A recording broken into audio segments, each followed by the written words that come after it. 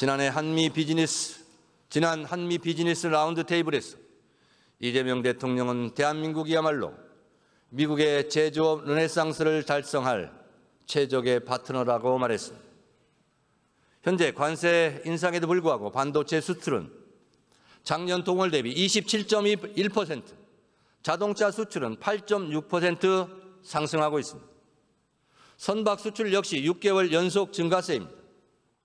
이재명 대통령은 한미 동맹을 경제 동맹으로 확장시킬 것입니다. 한미 양국의 제조업은 윈윈의 성과를 거둘 것입니다. 국민 여러분, 선배 동료 의원 여러분, 김민석 국무총리를 비롯한 국무위원 여러분, 지난 한미 정상회담은 단순한 성공이 아니라 역대급 성공이었습니다.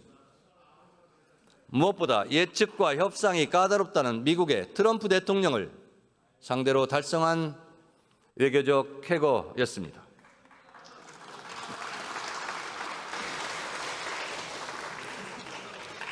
이재명 대통령은 뛰어난 전략가이며 협상가의 면모를 보여주었습니다.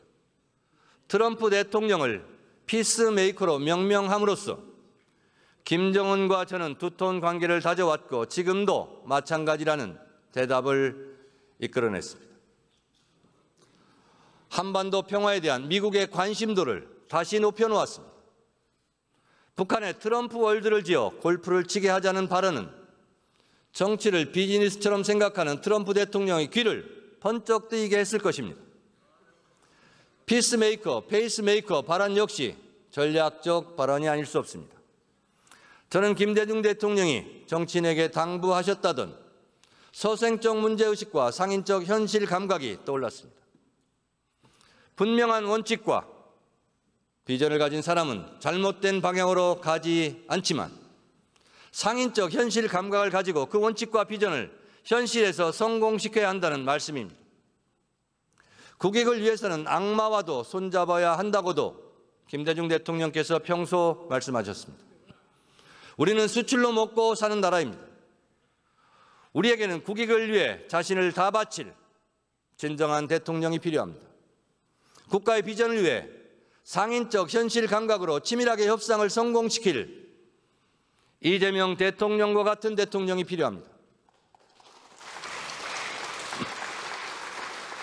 이번 성과는 김대중 대통령부터 이어진 민주정부의 외교 역량의 토대 위에 이재명 대통령의 국익 위주의 실사구시형 실용 외교가 그 기조가 만들어낸 결과입니다.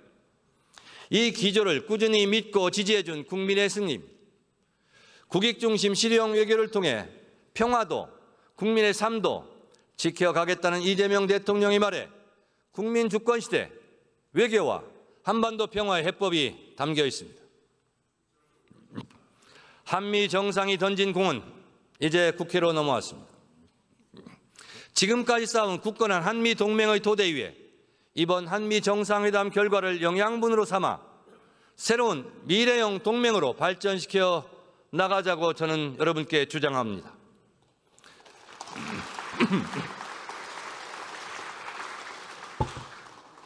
국익 차원에서도 실용 외교를 기조로 국민의 삶을 풍요롭게 하는 것에 외교에 초점을 맞출 것입니다. 든든하게 뒷받침해 이재명 대통령의 짐을 덜어드리겠습니다.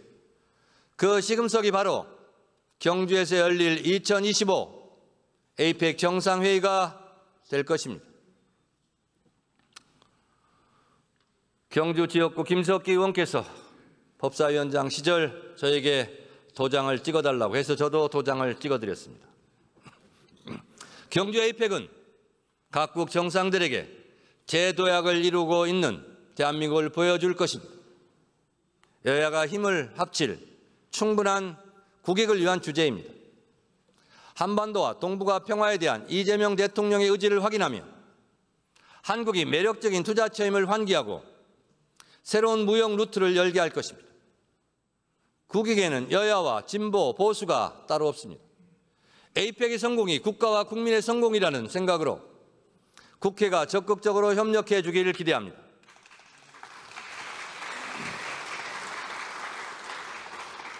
국민 여러분, 선배 동료 의원 여러분, 통일부가 2026년 남북협력기금으로 1조 25억 원을 편성했습니다.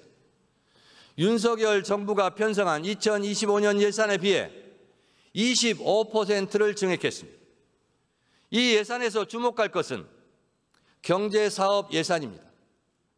606억 원에서 1,789억 원으로 3배가량 증가했습니다. 개성공단과 같은 경제협력 사업의 재개를 위해 필요한 도로, 폐수, 시설 같은 복구와 구축 사업 예산입니다. 정동영 통일부 장관의 별명처럼 개성동령, 우리 통일부 장관께서 개성공단 금강산을 다시 열어줄 수 있는 날이 오기를 기대합니다. 그것을 기대합니다. 이재명 정부의 의지를 확인할 수 있는 부분입니다. 이재명 대통령은 평화가 곧 경제고 평화가 밥이다라고 했습니다. 맞습니다. 남북이 다시 손잡는 핵심이 경제협력입니다. 남북이 힘을 합치면 당장 경제 규모도 커지고 일자리도 늘어납니다. 동북아시아까지 협력의 영역을 넓히면 새로운 경제 공동체가 생겨날 것입니다. 이번 예산에는 접경지대 주민 생활과 밀접한 산림, 환경 문제와 인도적 현안을 해결하기 위한 예산도 편성되어 있습니다. 민간단체 활동과 이산가족을 지원하기 위한 예산도 늘어났습니다. 남북 화해의 노력은 국민 개개인의 삶에 도움이 되는 방향이어야 합니다. 국민들의 남북 화해 의지, 평화에 대한 관심이 커져야만 한반도 비핵화와 항구적 평화가 가능해질 것이라 확신합니다. 우리는 경제 통일에 민생 통일을 추가해야 합니다. 그동안 정부가 다하지 못한 분야에서 종교계, 체육계, 문화계가 대화와 협력의 물꼬를 터왔습니다. 조계종 총무원장 진우 스님은 금강산의 유네스코 등재를 계기로 역할을 다하시겠다고 저에게도 말씀하신 바 있습니다. 민간이 남북화에 더 적극적으로 참여할 수 있도록 해야 합니다. 북한 또한 이재명 대통령이 정치적 교류가 아니더라도 국민 행복을 위한 남북 교류를 원한다는 것을 잘 이해해 주기를 희망합니다. 마하트마 간디는 평화로 가는 길은 따로 없다. 평화가 곧 길이라고 했습니다. 한반도 평화에 대한 이재명 정부의 기조는 분명합니다. 강력한 국방력을 바탕으로 도발에 철저히 대비하는 동시에 단절된 남북 간 소통을 재개하고 대화와 협력을 통해 한반도 평화 공존의 길을 열어가겠다는 것입니다. 북한에도 이익이고 대한민국에도 이익이 될 것입니다. 이것은 북한을 자극하겠다는 것이 아니라 우리 국민들이 안심할 수 있게 하겠다는 것입니다. 이재명 대통령이 제시한 동결, 축소, 비핵화의 3단계 역시 일단 평화의 길 위에서 함께 서면 그것이 평화의 길이 된다는 계획입니다. 북한의 적극적인 호응을 바랍니다.